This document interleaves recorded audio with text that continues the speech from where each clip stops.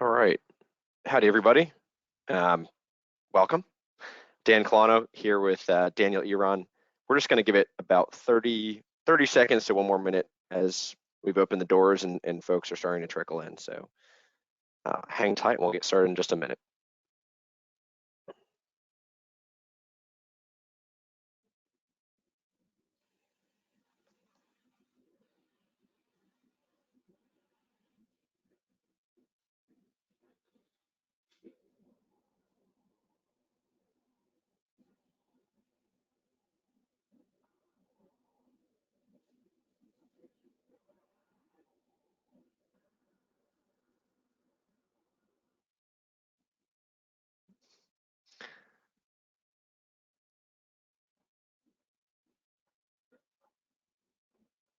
All right.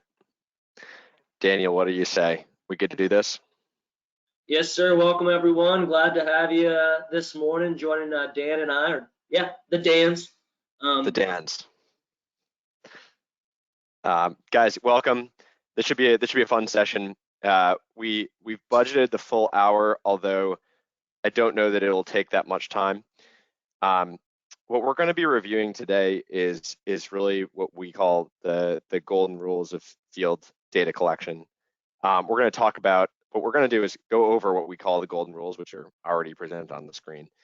We're going to go through them one by one, and we're going to walk you through the importance of those, walk you through some examples. And while this isn't necessarily an advertisement for Utility Cloud, we will show you how within Utility Cloud we accomplish those objectives. So this should be fun. Daniel and I will be sort of going back and forth. He'll be sharing some of his anecdotes and asking me questions. I'll be doing the same of him. Real quick, just by means of housekeeping, you guys should see a panel, should start over on the right hand of your screen. If you have any questions, there's the questions section which you can add to. I'll make sure to sort of get through those and facilitate as we move through and ask those questions at the right time. Just for reference, all of these sessions that we do, we aim to do about 1 to 2 of them per month. We do host these as free content on our website. So for anyone who can't make it today on your team, this will absolutely be accessible to you after the session. All right, so let's go ahead and get it started. I'm just going to minimize the image of myself here on the computer. So field data collection, we've been doing this for a long time, and we distilled some of the lessons that we've seen with our customers into 7 rules. We'd love to have 3 golden rules, but you know it's going to be 7 today. So I'm going to run through them, and then we're going to go into them each in a bit more detail. First, and this really is number 1, is that field data collection actually needs to be simple and streamlined for the field. The number 1 motto here is if the field doesn't adopt whatever technology they use or they're intended to use to collect data and do work, then you're not going to get any data in, which means you can't do anything on the backside from a reporting standpoint. 2 is geospatially aware. It must answer the question of where, both for the field and for the office. So 3 is quality controlled, that the data, really simply said, and both quality controlled and objective are sort of related to one another, but that as the field is performing their tasks and is entering in data, that they have confidence and you have confidence as the business that the data that they're entering in is meaningful and it's the data that you want them to be entering in. So avoiding things like fat fingers, avoiding free text that makes the data unqueryable, things like that. Auditable, which is proving the when and the where. So being able to retrospectively look back pretty easily and find records of certain tasks for whatever purposes, whether it's just for historical reporting for the business or if it's for a regulator, you name it. 6 is efficient. That work or tasks, inspections get scheduled at the right time for the right reason and to the right party. there's definitely in some, depending on the use case, there can be complex scheduling requirements, particularly when you have contractors that are doing part of the work or what have you. Making sure that the scheduling piece is dialed in is really important. And finally, that the data is retrievable. I think that's related to auditable, but again, that you can fetch that data without having to dig through a database. That individual work events are captured against an asset, a time or a place in space, or a registered GIS asset. All right, let's go in. So the first thing we're going to walk through is just simple. What does that mean? And I'm going to just scroll over here to an example. Before we get into simple, Daniel, I'll ask a question, so I'm just not talking the whole time. What do you think about that? Like, have you've been, so by the way, Daniel's a senior AE here and has been selling into the operations world for a long time. What do you think about that? I mean, where have you seen simplicity or lack of simplicity be an issue or a success factor? That's a great question, Dan. When I think about simplicity, and we talk about how information gets to and from the field. So when we're working with operators, we're working with ladies and gentlemen who are out there in the field working with their hands, throughout a specific area or along a specific water line or transmission line, whatever that may be, or even a pipeline. We have to realize that what they are trying to tell us cannot take longer than what they're actually doing physically. Yes. And that's a really important piece. I can't tell you how many operations teams I've talked to and worked with and partnered with over time who historically went with a software or a data collection form that had 20 to 40 to sometimes even 50 things that they had to keep up with. Yes. And so you would see an operator do a 10-minute task that took 20 minutes to document. And that leads to a huge delta of work actually getting completed, valuable work with important little data points. I mean, even the smallest bit of data can trickle up or build a more cohesive picture. I think of, 18th century pointillism, where, if you just look really close at the picture, it looks like a dot. But when you back up 10 feet, it's this beautiful picture. And that's where simplicity becomes incredibly important for operators, to give you that little dot on your map to say, here I was, this is what I did, this was the asset, and here's some actions or some follow-up things that you should be mindful of as a office member, maybe a strategic planner or a data analyst, or even a chief engineer who has to deal with, like, pipeline, for example, pipeline integrity reporting. Sorry to monologue there, but the simplicity is a great. huge piece. Yeah, I couldn't agree more on, especially like these, a tool, again, like Utility Cloud, but there are others out there, is meant to be, among many things, it's meant to help the efficiency of the operation, not hurt it. So, just if the as Daniel said in that example, if the data collection effort in the platform or the technology is actually taking longer than the task, how much buy-in are you really going to get from the field? There are a lot of elegant ways to solve that, and I want to tell a story through this one example. So I just want to orient you guys at what you're actually looking at. So this is, I'll tell this through Utility Cloud, but it's not necessarily about our product. On the left-hand side here, we're seeing this is a workflow class builder. So any sort of workflow or data collection form that an administrator can build out, they use this page. On the left-hand side, you're seeing what the technician or the operator actually sees. On the right-hand side, you're seeing what's going into building that form.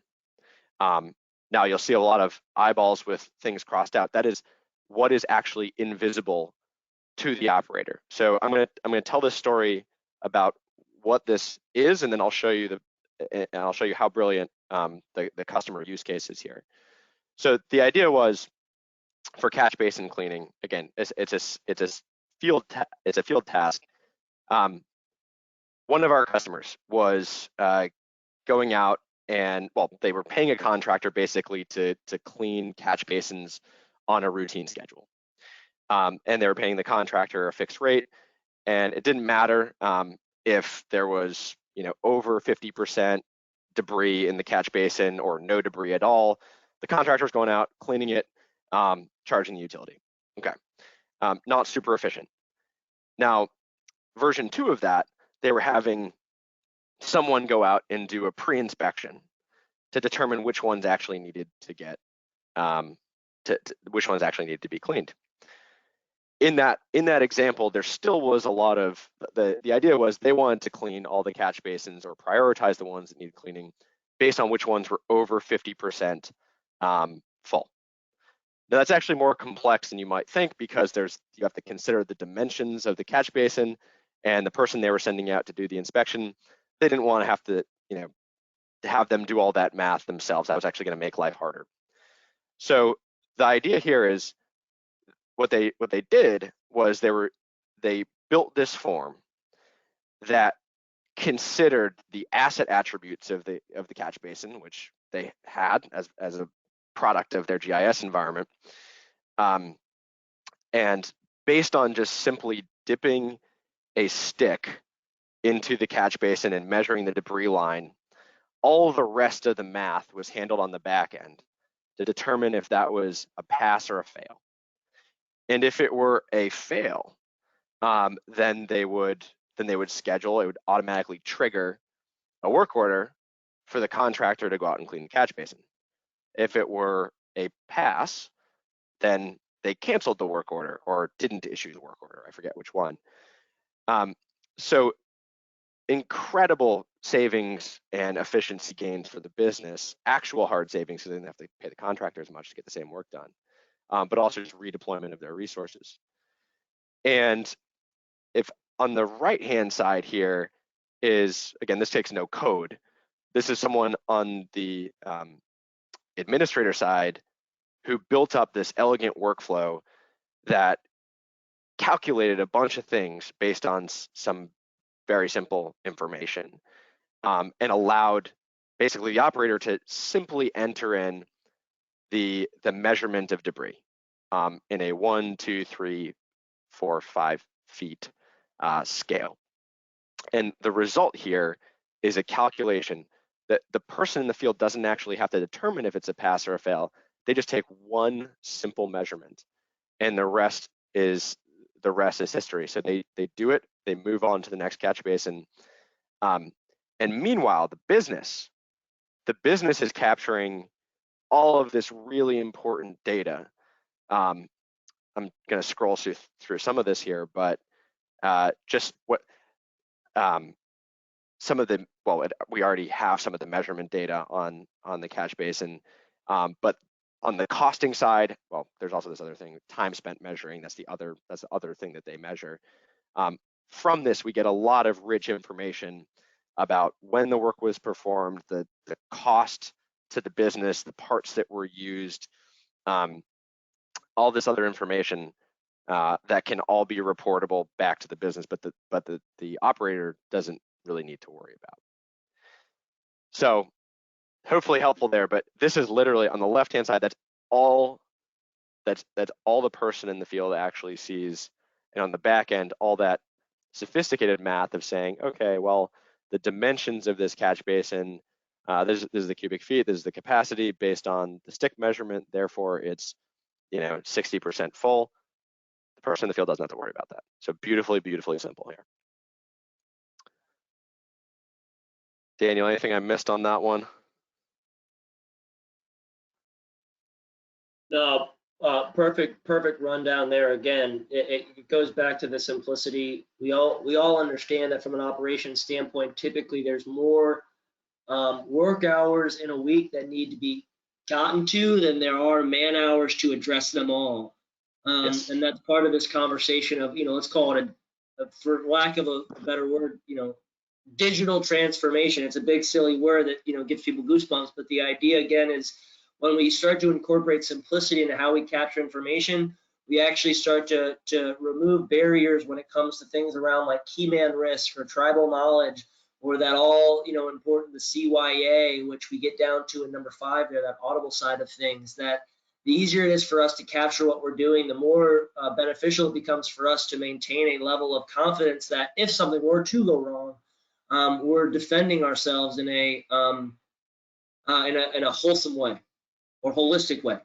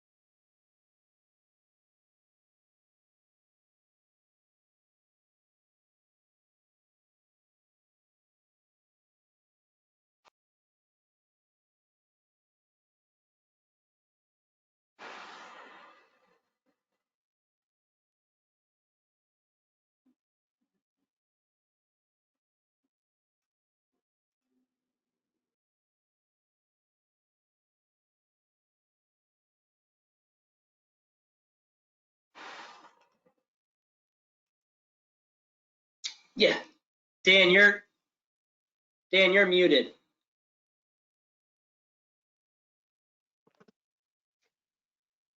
I think. I sorry to interrupt, but I can't hear you, and Oh, wow. people can. Can you hear me okay now? I can hear you now. Oh, weird. Sorry about that. No worries. How long did that go back? Did you just miss me for like a solid minute or two? Yeah.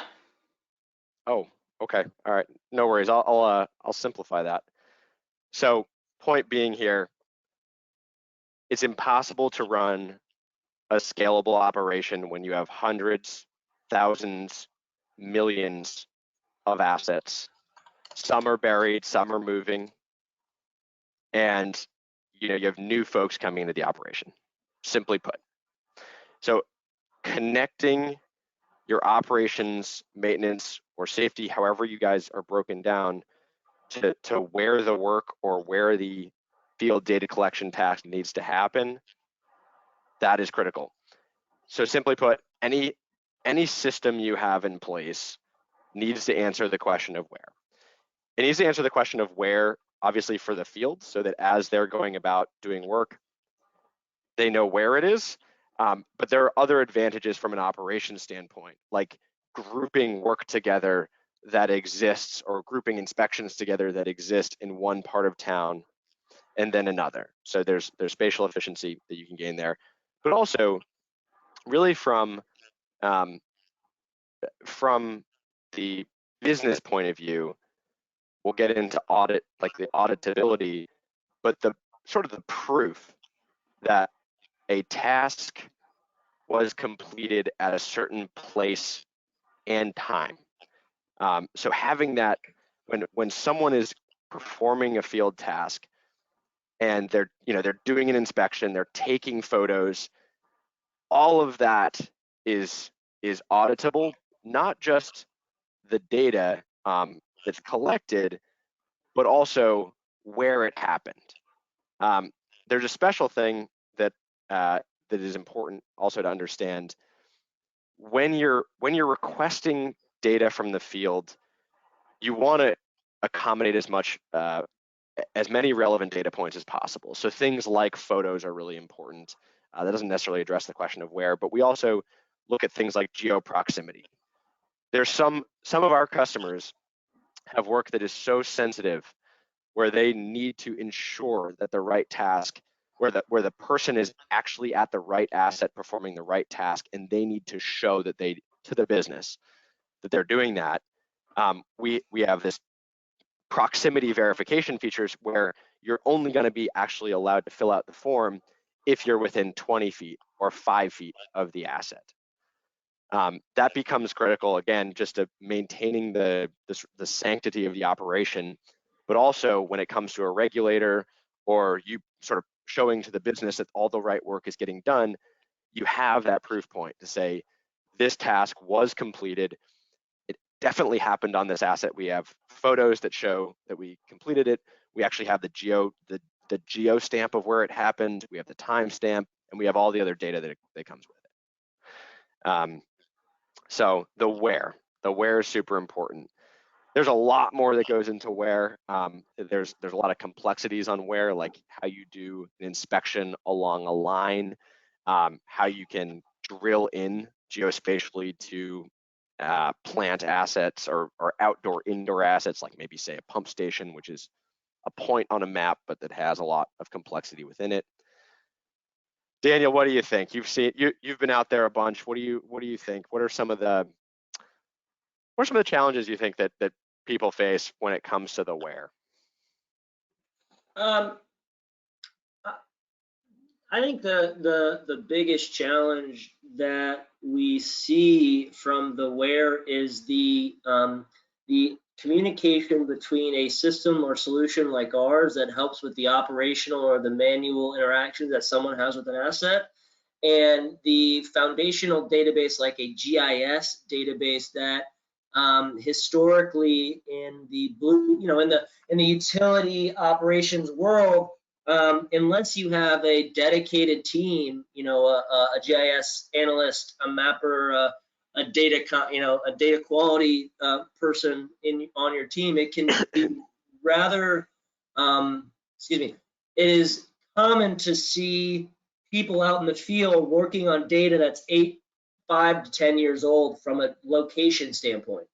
So when we talk about geospatial awareness and tying into, for example, simplicity, or even that one, from a quality controlled standpoint, it allows us to make sure that if we are coming up to an asset that, let's take a very common one in the water world is a valve, whether that be a pressure reducing valve or a shut-off valve.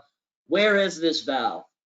That's tribal knowledge that often gets lost in the operator's brain. And when we have, let's say, a water main break on Main Street, we have 4 or 5 people calling around being like, hey, do you remember where that valve was? Or do you remember who did this work? So the geospatial aspect of a field collection tool not only gives someone the ability to say, hey, I was here doing work, but it also allows us from an organizational standpoint to start maintaining a level of foundational quality data as things change. If that long-winded answer makes sense. It does, yeah. It's a super important point, and I'll go even. I'll double click on that too, which is like, yes, a lot of the customers that we've worked with over the years, no one's GIS data is perfect, and it's important to bridge that gap. So we've seen this play out in a couple of ways. The most common, I would say, is when someone in the field performs a task against an asset and they notice that the asset is now 10 feet over to the left or no longer there. Well, before, the GIS department may not have actually known that was an issue. They may have outdated records of that asset, for instance. But now there's a bridge where there's a couple ways that the field can resolve that. The most common one is that the field is basically triggering effectively a task for the GIS department to go in and edit that asset. That's the most common one. And what that allows that's a huge benefit to the GIS department, where they're continuously adjudicating and resolving issues in their database, and the quality of their GIS program can actually dramatically improve over time. There's other ways to solve that. We actually, in some cases, certain organizations choose to have operations give the control to them to actually change the location of the asset. That's not for everybody. But again, I think it has huge benefits to the GIS department and your GIS stakeholders. Yeah, I would think about hydrant flushing programs when you have 500 or more hydrants. That's 1.5 hydrants a day that should be flushed if you're getting to your network. We have clients, and we have been in conversations with people who have missed 40 to 50% of their assets from a flushing standpoint, because they're in when they think about flushing hydrants, they go to the same 50 or the same Yep. 250, and there's this level of we talk about how flushing is valuable for maintaining water quality, getting rid of residuals in pipes. And when we start to run these samples, and you have a director say, hey, how come our samples are so out of whack in this area? And we look back and say, oh, wow, we actually haven't flushed those hydrants in X number of rotations. So a number of our clients, not to pontificate about utility cloud here, but a number of our clients, are able to create zones, and going through from a 1 to this actually like hits all 7. They're creating zones, so they're simplifying where their teams go. They're geospatially aware of where those assets are. So if there's a rotation that they're going through, they're hitting, let's say there's 5 zones, 4 zones, 4 quarters. Each quarter they hit a zone. Now they can go back at the end of the quarter and say, which ones did we hit? Which ones had issues? From an objective standpoint, or the objectivity of it, we're not saying, what assets are attached to this, or what commercial entities, like a hospital, for example, might be attached to this line. So we need to make sure that that's a very clean, clear line. Auditability, going back at the end of the year to say, okay, for our hydrant flushing program, which hydrants need the most work? Which hydrants need to be painted? The efficiency standpoint goes back to, with hydrant flushing, just taking this out here, walking it through, where we go through, if I dispatch it, it goes out. Say we're with a large program where we have operators, fire departments that maintain hydrants, we have maintenance teams that maintain hydrants. So we need to make sure that the right people are getting the right information. And then from a retrievability standpoint, all of this ties into water quality reporting and non-revenue water. So there's a number of pieces that I really like hydrant flushing programs, because everyone, from a health and safety standpoint, if your hydrants aren't working, that's an issue, even from an insurance standpoint.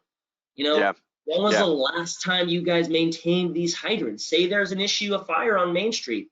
Have you flushed this hydrant in the past 5 years? No. Well, that's going to make your insurance ratings go up because of the amount of planned attention you are to those assets. So a beautiful example of how we hit all 7 of your golden rules here with like a hydrant flushing, or even a PRV program, where we're going in and we're looking at pressure reducing valves and how much it takes to turn off, how many turns, what's the flow before and after, are there any leaks? Again, that ties back to even bigger and more impacting conversations around non-revenue water. So again, not to monologue here, but being able to easily have people get into a system that is valuable to them. What I need to know, Dan, as a senior AE for Utility Cloud, and what you need to know as the CEO can be different, but we're both building the same wall. I'm a big analogy guy, so apologies. Yeah, no, that was great. A very powerful example there, and yeah, you're right. I mean, that's a perfect one that hits on virtually every one of these boxes here. Let's let's go over. I want to hit on a couple of these things sort of all at once. So objective, we actually showed that a bit, but that's a huge problem we see is like in a traditional CMMS work order system, a lot of free text. What can you do with free text from a reporting standpoint? Almost nothing. There's almost no queryability, if that's a word, to actually use that data for any type of reporting, understanding what's actually going on in the business, regulatory reporting. That it's functionally useless. It's not necessarily a bad thing to have, but if that's the only thing you have, it is bad. On the auditable side, I want to talk a little bit more about that, and I want to show that. So from an auditable standpoint and a retrievable standpoint, you want to be able to get data back, and there's a couple of ways that we see that. One is very simple. If I were just to go back, maybe to any given asset, we want to understand what work and what data is related to one or several assets, either an asset or an asset class or a group of assets.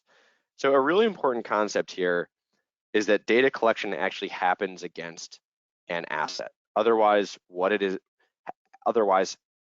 it makes our ability to query much more complicated. So if we look at any asset, in this case it's a restaurant, but that could be a hydrant, that could be a power line, you name it. We want to understand the history of that asset over time. We want that audit trail. We want to see who did what work on it. We want to see if there are any reports related to it, you name it. And there's a number of reasons. Daniel just keyed in on a couple of them that are really important.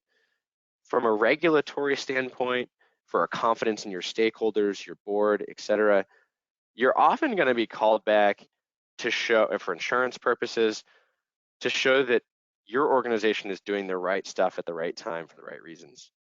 So being able to dig back on any asset and see the work that was performed is critical.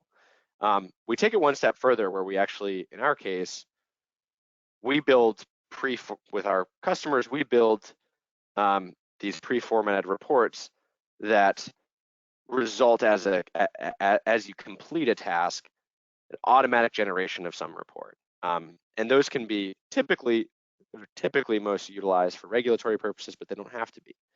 So now that we have all this great data, again, that's not fat-fingered by the field, that's not free text, that is really clear to the operation what they need to grab. It's really simple. It doesn't take a lot of time. You're gonna get good data from the field, and that is the biggest hurdle to get over. Once you have that, you can do a lot with it. One of the things is creating those pre-formatted reports that maybe took someone in the office, 30 minutes a pop to do, or 2 weeks to do, I don't know. But now that you have that data, pulling it through into the reports that you guys use as a business to drive a lot of efficiency, that's really important. Saves you a lot of time, improves the quality of your reporting significantly, and I think it generally gives you a much better audit trail into what's happened in the business. The last thing I wanted to hit on is really the efficiency. When we look at one of those prior, let's go back into, here. It's really important to schedule the right work for the right reasons. And we often recommend to our customers that they set up triggers that, based on, let's say, a pass or a fail, that some other thing happens. Like, you don't just have calendared recurring work. You have that plus dynamic work, condition-based work. That is, as a result of a pass or a failure, something else happens, such as a trigger, which I won't go into a lot of detail here, but the concept of a trigger is that if-then. And that ultimately all results in a set of schedules for teams.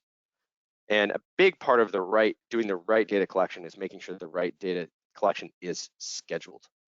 And then furthermore, that the organization can actually look at where we're at like against that schedule. How are we doing against our initiatives? So for one, again, the scheduling piece is huge, just making sure that the right work is happening at the right intervals for the right, for the right reasons. And then secondly, that the business has that window into what's actually going on in the operation. Daniel, I'm sure you have some examples or things to talk about there, but scheduling is a really complicated thing here, and we want to, again, make that really simple for operations and really visible to the operation. Yeah, and to again double clicking on that right there, I think we talk about the concept of how there is a large historically and commonly there's more work to be done than man hours to get to it all. And so Yep. scheduling starts to become incredibly valuable when we think about, efficiency gains with our team. I mean, I know optimization is becoming a greater concept in the asset management world, along with things around, again, reliability and integrity, where we start to think about, you know, does the condition of the asset impact how we maintain it? For example, if this is an older asset that's in great condition, it doesn't mean we need to be here monthly. Where this is a newer asset that's not in as good as condition, that we need to come in more proactively to help maintain its efficiency as an asset. So there's numerous components that gets into scheduling, and I think one of the pieces here that gets with scheduling is also the value of communication. Sometimes Yep. we see guys that get into a point where they have work to be done, but they have to put a pin in it because there's someone else that has to come in and come to it. And not to again pontificate about the value of utility cloud here, but we can go into utility cloud and on the asset we can actually talk to each other through the timeline. So again, let's just, for example, say I'm an operator and you're my operations manager. If I go to a specific pump, let's say, and I notice that there's an issue with the belt, or there's a sound or a noise that I'm not familiar with, I can actually go in, tag you, and say, hey, Dan was here doing this work. Notice this, please review, without having to go anywhere else or go to multiple places. Again, it's all in one place that then, on the back end, we can look back and have that, 30,000 foot view as a director. Yes. Yeah. And if there's two things we think are important for our customers to achieve, if you're talking about someone in the field, it's simplicity, but then it's operational transparency. And that eliminates so much noise in the business of back and forth between different levels, reports that need to get run on data that doesn't exist. The lines of communication get really busy and noisy when it's not clear to the business what's going on, and that the folks more senior up in the organization aren't clear on if the right stuff is actually getting done.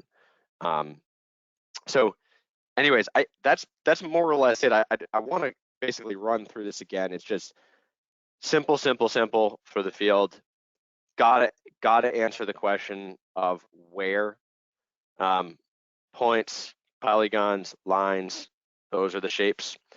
Gotta understand the where. The data is quality controlled.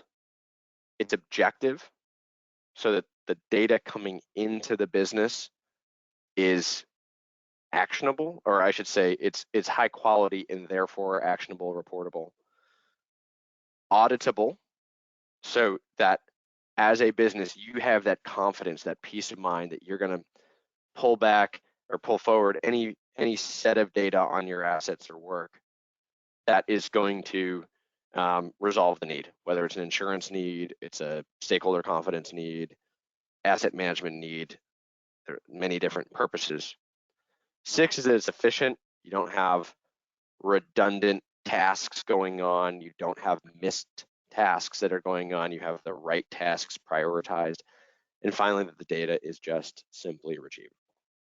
It's retrievable in a clean database format that allow you guys to get the reporting benefits that you want. So that's pretty much all we had. I said we'd try and make it under an hour, which we definitely did. Again, we try and do these frequently and don't want to beat a dead horse to make it longer than it needs to be. We will be following up with some survey questions for you guys, and hope that you enjoyed it, and as always are happy to help. And we'll send out our contact information on all that. Daniel, anything else before we sign off here? I appreciate everyone's time this morning. Dan, thank you for inviting me and allowing me to share some of my thoughts. And again, we like doing these webinars. The idea as a company at Utility Cloud is to partner with people who we're thinking about the efficiency gains, and we know there's a lot of oversight coming down the road as well, especially from a regulatory or just a social conscience standpoint of how we maintain or operate as a company within the public atmosphere. So definitely appreciate everyone joining us today. We're looking forward to, I will probably be following up with some people just to say hello and get their thoughts. So appreciate it again, Dan. Thank you for having me, and No, thank you, valuable Daniel. information. No, this is great. Really appreciate it. Glad to have you as always. And yeah, everyone have a great day. We'll talk to you soon. Thanks, everyone.